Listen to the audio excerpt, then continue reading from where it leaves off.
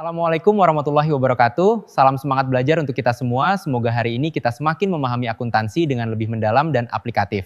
Dalam akuntansi dasar, rasio keuangan merupakan alat penting untuk menganalisis kondisi keuangan perusahaan berdasarkan data yang terdapat dalam laporan keuangan. Rasio keuangan membantu kita memahami kinerja perusahaan, baik dari sisi kemampuan membayar kewajiban, efisiensi operasional, maupun tingkat keuntungan yang diperoleh. Salah satu jenis rasio adalah rasio likuiditas, yang digunakan untuk mengukur kemampuan perusahaan dalam memenuhi kewajiban jangka pendeknya tepat waktu.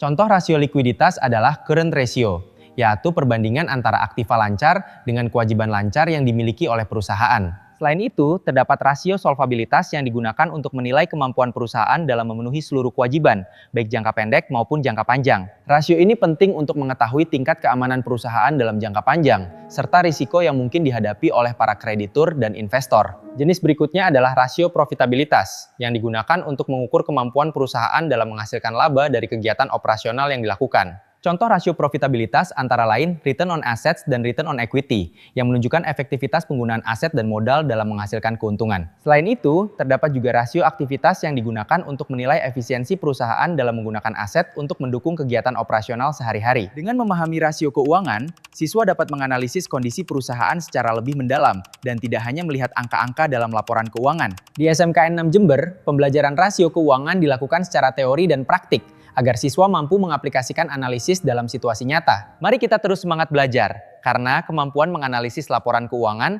akan menjadi keunggulan penting dalam dunia kerja maupun dunia usaha. Demikian yang dapat disampaikan. Semoga materi rasio keuangan dapat dipahami dengan baik dan bermanfaat. Wassalamualaikum warahmatullahi wabarakatuh.